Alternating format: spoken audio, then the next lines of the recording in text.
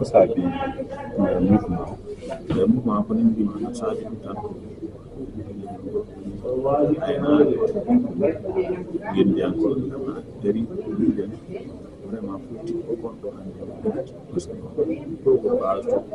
politicien anda politicien dow joni man ko base ko yimɓe ila weji ɓuri nafti ganduɗani ko wona oɗo wona noon de caɗele noon trop to hini réglance ɓe ko yimɓe mbiɓa développement ɓe kaali wonɗo ɗon ɗum sababu noon en fof jimiɗen kattuɗen gandi c'est vrai que min waɗ développé ko holɓen ɓe noddu taw ɓe ganda tan saabi ha ngal ñalawma e ñalawma tigui jolnude woni président Macky Sall ñalawma hannde o noon immiraɗo ko Harouna Galo Dialama kanko jogui min hannde ɗo min goni ɗo yiɗde fottude ɗum jebbude ɗum mi jaarami wakko mi jaara e joole yantoyre walluɓe Macky Sall e yidde kadi anndude nomin joltirta hujjaji ɓiɓɓe Sénégal wonande ñawgol tan nde min mbi ko Sénégal kala ɓiɗɗo Sénégal fof minen min deni fuusi won yiiɓe hen koye mumen wonɓe jiyade koye mumen weltade ñalawma o e gueɗe Harouna Diala addantamin wiide yimɓe fof ne jii hen koye mumen alay saabu neɗɗo saɗa hay alda e muɗum haalan ɗum gonga haalan ɗum ko woodi ko ha tengta noon e minen rewɓe sa wi hannde population Sénégal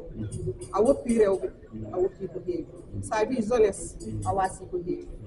jeunesse o ene tabbi rewɓe ɓe jali ko haa kamumen haalani min ɗo rewɓe transformatrice en nan ɗo dira e céréal halieutique fruit de légume teinture savonnerie e kosameje e fof ene ndi ɗo kono ngara dole machallah mi yetti Allah par ce que hannde mi weltima nde o mouvement sosa koye joni nduɗo ɗo waɗi 6 mois nde min tosi mouvement o min mbi mouvement potole ɓamtade firti potole ɓamtade noon ko yimɓe fof pot so yimɓe poti ɓamtoto so yimɓe potani haydara dañata kadi min ƴeewi kadi mouvement o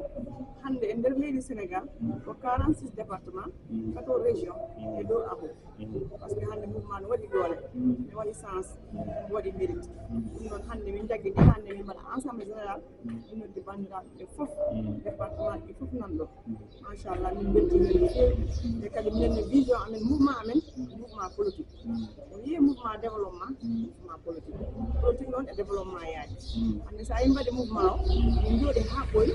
min ngare mbaɗe mouvement potole ɓamtade mbawen wallude président Macky Sall waɗi mouvement dellirɗo potale nokkuɗen hen noon yimɓe fof surtout responsable politique caggal ɗum ko yiɗi ko jaggiraɓe président Macky Sall e ko waɗata ko nodduɗen hen yimɓe yahande e président Macky Sall yimɓirɗen ɓe ñalande ɓe tuɗiɗen ne are ñalande hande ɓiɗe gawten walla ɓiɗe ɗeɗo balɗe fof koye ɗen ɗon gueɗe gonɗen ɓen noon ina hen jeeya Harouna Galo Omar Yu woɓɓe ɗe limotare ɓe nodduɗen ɗo ɓe nokkato sernaɓe gure diine ɓe ɗen fuɗɗima arde kamɓe fof maɓe dar inchallah mujiɓe ñalande ɗa woni siwnude kadi hollirde mouvement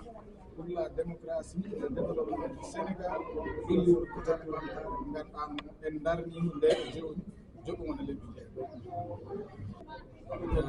ina waɗi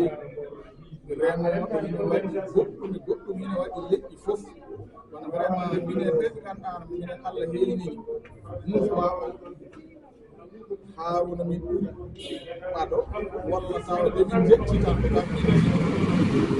continue ko heɓani teddinira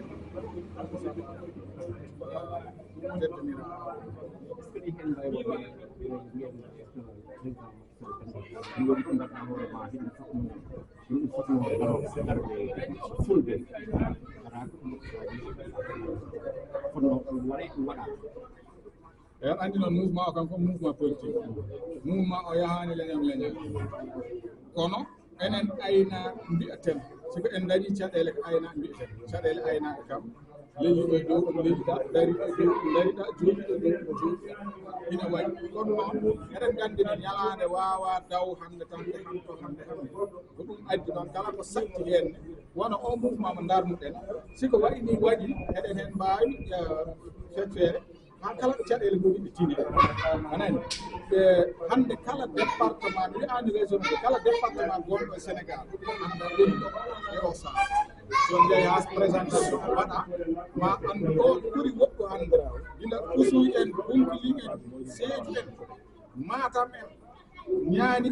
ɗo haa Kanel honete Bakel kamɓe fof ɓe ɗo waɗɓe ɓe fof noon si ɓe kawri ɓe mbii ko ɗum woni caɗeele kamɓe fof ɓe nanodire ko ɗum woni caɗeele tawat ko ko muuɗi te kala tuumniɗo heɓuma waaw eyi geɗel timmel ngel ngaran hannde eɗen nganndi kala ɗo jiiɗa so tawi autorité ari son ƴetti micro ɓe mbiyata ko min jeyani koye amen caɗeele est ce que hannde on mbaɗi préparé document mo ngannduɗa o autorité garowo fottete o tokkoto o fawto o juɗɗo président Macky Sall ou bien jiɗɗon tan ko ƴettude micro kaalano metta mum toon mbaɗani préparé document mo ngannduɗa oɗon tokkino ɗum beele haa yetto e mawɗo leydi e jarama nanna banggal fayi aɗa anndi ɗo kam so yimɓe gawri ɗo ɗum yewtere tan haala tan woni ɗo kono haala ka haka wooda ɗaɓɓude ndi ɗon woni ɗum golle gollaade gila hanko woni lebbi jeegoo mo kala ko woni caɗele neɗɗo fof sam sa ari tan marché ɗo jiɗɗa ko tan ɗaɓɓoyta toon ko mbasɗa ko ne ko jiɗɗa ko toon ɗum ala toon ne ɗum ne a yejjitta ɗum kono hannde kala hannde ko woni caɗele e politique o e aynaaɓe ɓe e ndeer lesdi ndi fof hannde kala nokku heɓe toŋngi kono ko ngannduɗaa tan ɗum woni caɗele mumen ɗum hawradina ɗum waɗa deftere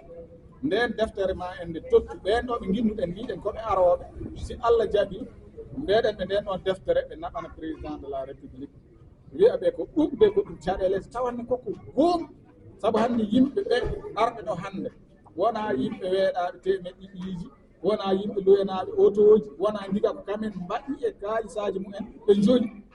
wonɓe hen paseji mumen tan siɓe kawrdini ko koɓe mbaɗi feere e laawol he kamen tan paseji mumen ɗum yirtima 30 000 ɓe haɗani ɓe jarani ɓe gari on jiina saaha o wayi wadde ɓen ɓe mbawa are ñalade ɓe kaalani walla ɓe kollirani ko woni ko caɗele